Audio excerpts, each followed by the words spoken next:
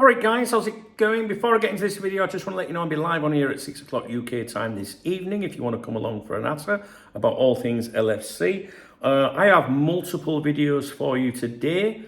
YouTube only sends out 3 notifications in a 24-hour period.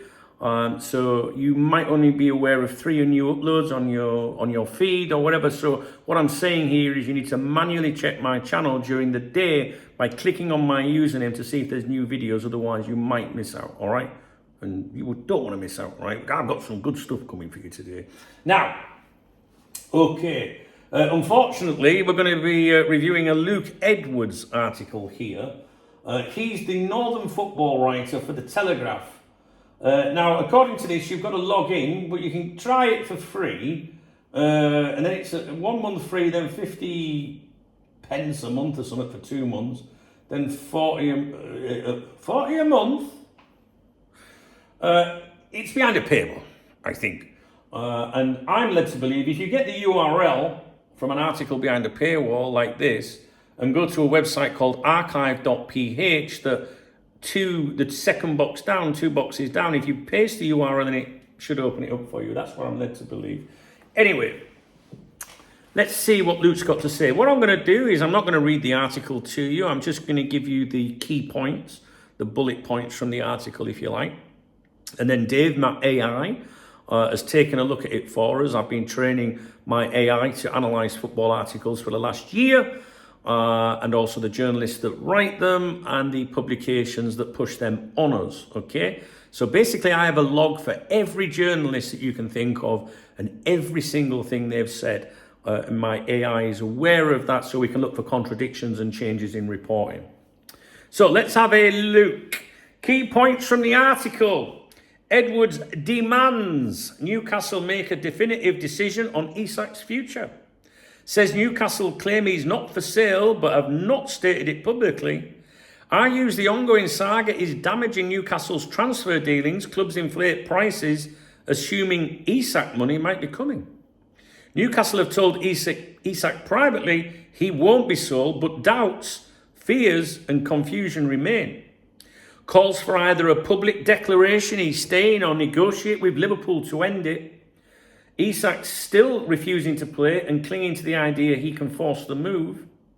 Edwards frames Isak's broken promises statement as desperate, last ditch.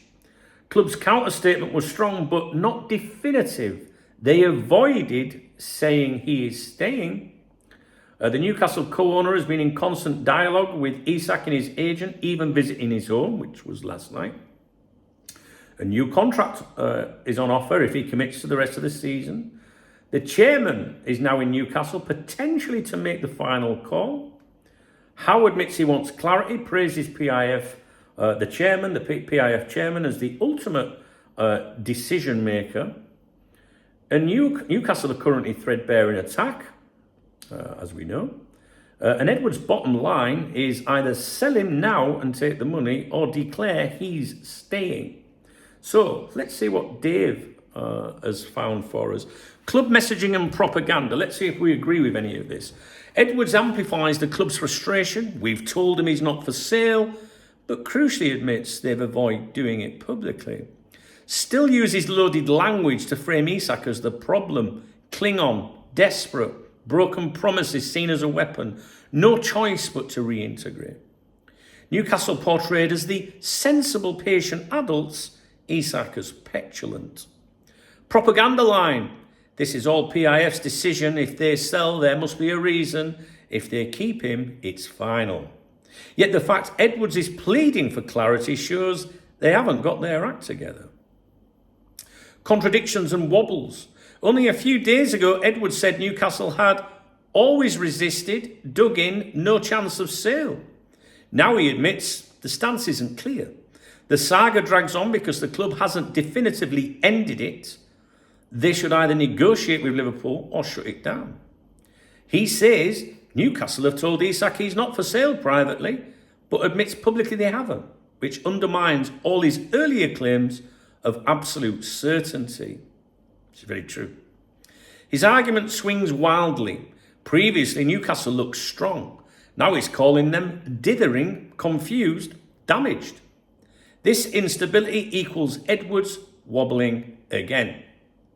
And out of all the Newcastle journalists, he has been all over the place, this fella, hasn't he? I mean, he might be a lovely fella, but he's yeah, I'm not going to say.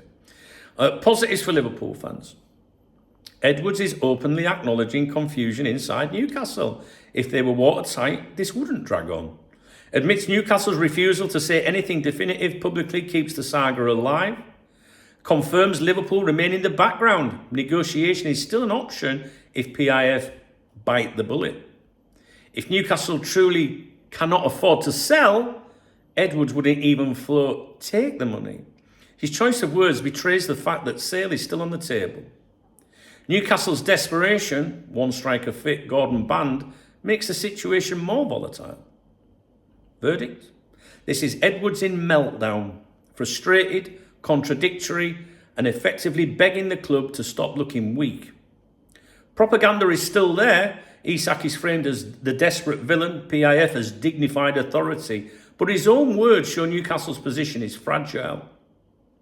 He's contradicting his earlier absolute resistance narrative by admitting there's dithering and that Liverpool could yet negotiate. For Liverpool fans, the cracks are widening. If Edwards is wobbling like this, Newcastle aren't confident they can slam the door shut. And that's about it, really. That's about it. I don't know about you, but I'll be glad when it's all fucking over. I can't wait till that transfer window closes, to be honest. And I bet Newcastle fans are thinking the same as me.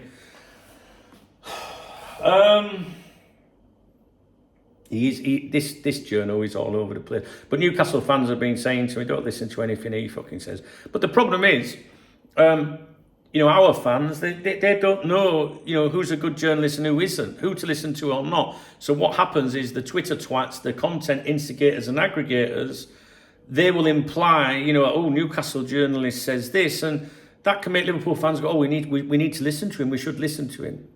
So it's important that my viewers are aware of where these claims come from and how much attention I would pay to, how much attention we should pay to these journalists.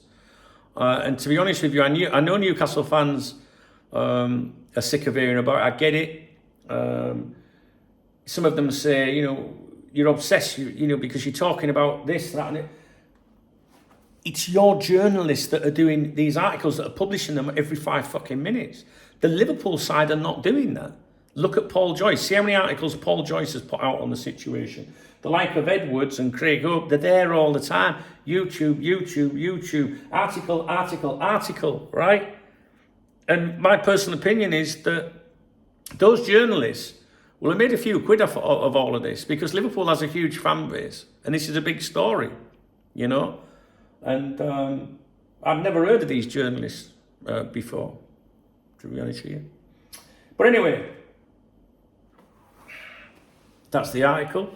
That's the breakdown. I'll leave it with you, whichever side of the fence you're on, okay? If you found the video informative, please thumbs up the video. Please drop me a comment. If you're one of my regulars and you want to buy me a beer or a coffee, there's a love heart under the video called a super thanks. I'm super and I deserve a thanks. Thank you very much. And if you do that, I always give you a shout out on my morning briefings. And my morning briefings are on my other YouTube channel, the Duncan Oldham channel. The link to that's in the video description and it will be on the screen as well. There's a morning briefing on there today, but it's about an hour long. So that's for the diehards, I think. But all the acknowledgements are in the morning briefings the next day, usually. All right, guys, I've got more coming up from you. I've got a bit of Ben Jacobs, got David Ornstein, Trent, Rodrigo, lots and lots and lots to go through. Make sure you check the channel manually or you might miss out on them, and I'm sure you would lose sleep over that.